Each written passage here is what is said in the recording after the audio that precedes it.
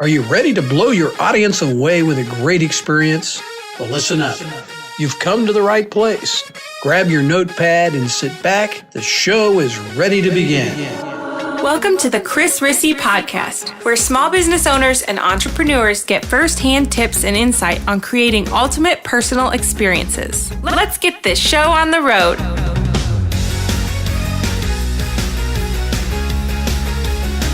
Welcome back to another Chris Rissy Podcast. This is episode number 6.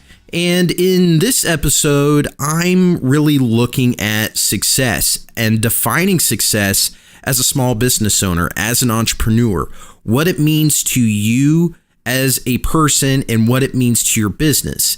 Some things to kind of mull over, things to think about in defining what success means to you instead of using other success to determine what should be successful. So go ahead, give it a listen. And just a reminder, you can head over to chrisrissy.com/EP6 and leave a comment, some feedback, ask a question, and join in on the discussion. Okay, let's get it started.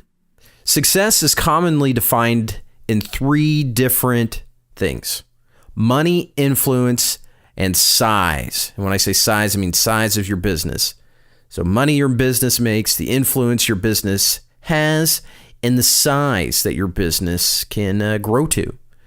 And all 3 of these things, the people have goals, people want to have achievements for money, influence, and size. And so when they make these their goals, they often see them as the platform they have to reach in order to be successful. That's great. You can get a sense of success from each of these. I mean, money is defined by profit, revenue over your expenses, and having more money often makes people feel more successful, or at least the idea of having more money makes them think they will become more successful. And I'm not saying that it doesn't help, but a lot of times people think that money is success. Also, you might think that influence, having more customers, having a larger following, having more attention, a larger community, when you can influence more and more people, you will feel more successful or be seen as more successful. And, there's a bit of truth to that. And size too, when your business can grow from just yourself or just a handful of people to 10 people, 20 people, 50 people, have different levels of administration, then, there's an appearance of success and even authority when you grow to a certain size. And yes, all 3 are money, influence, and size. All 3 of those, they are part of what's success. But having this episode defining success, I have an issue with using those 3 as a way to define my success. And hopefully by you listening to me, you maybe feel the same way. It's great to make money. I love when my business makes more money. But at the end of the day, if I'm making money and it's not satisfying though, then what's the point of making more money? Same thing with influence. As long as I'm influencing, or my business influences the right people and I'm attracting the right people to me, then influence is a measurement of success. And if it's not doing that, then I'm definitely, or you as well, probably aren't going to be feeling successful.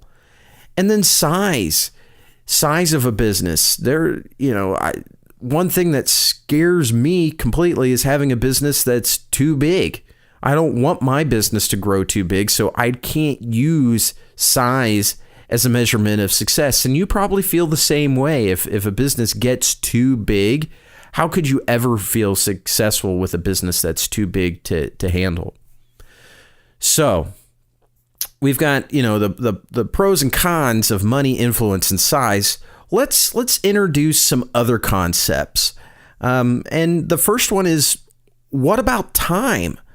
time, everybody has time. Everybody has limited quantity. Eventually, time is going to run out. And I'm not talking about using time in the form of wages and time worked by people or man hours spent in projects and everything. I'm talking about the time we have, 24 hours a day, 7 days a week, our lives, and I want to use that as a measurement of success because I believe it should be.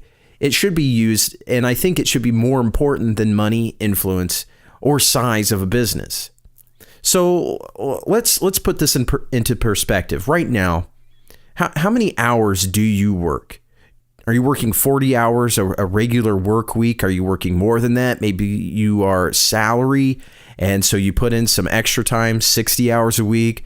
Maybe you're a small business owner, small entrepreneur, and you're putting in 80 hours.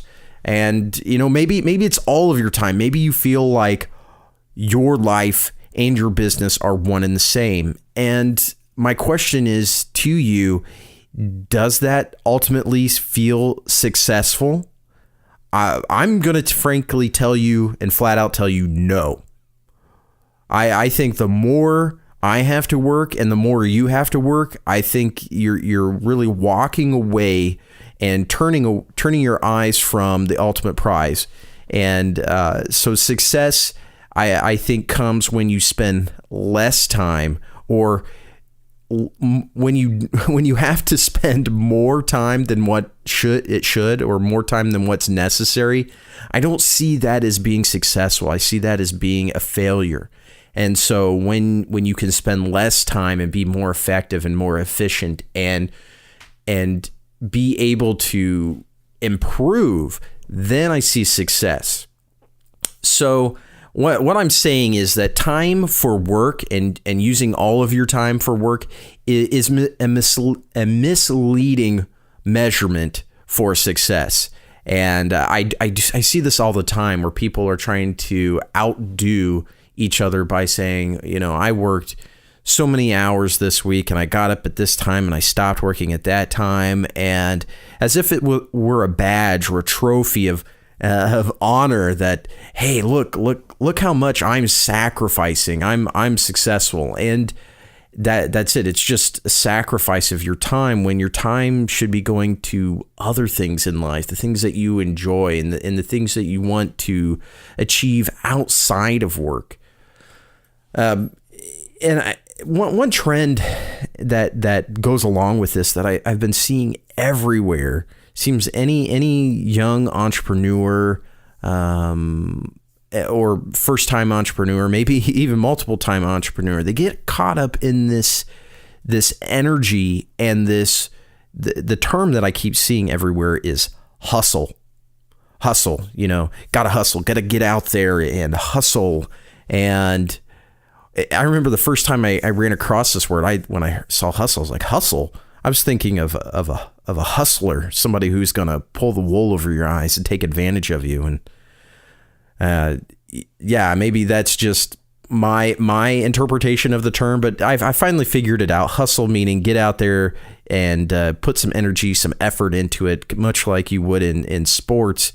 If you were in football and basketball, you got to get out there and hustle.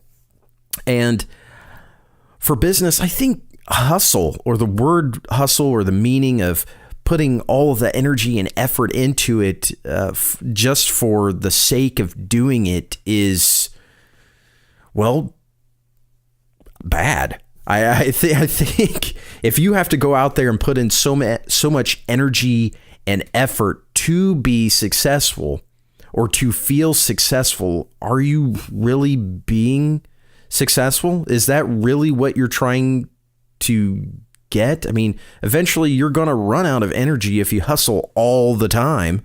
You do have to have time to not hustle so you can regain that energy and refocus. So if you're constantly hustling, you're really just doing work for work's sake. And that's, again, having that badge and that trophy that's misleading.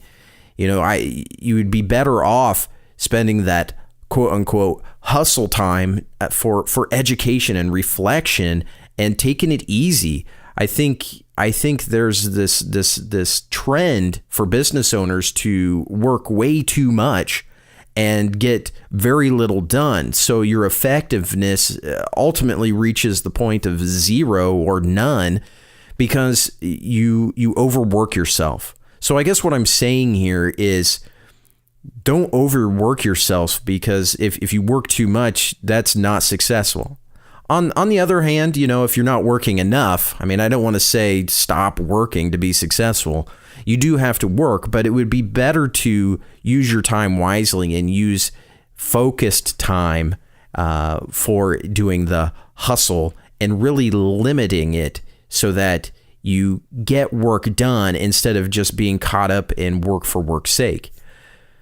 So if I'm going to be doing, me personally, if I'm going to be doing any hustling, it's going to be hustling through work to get back to my life and get back to the things I enjoy so I can have time for those things.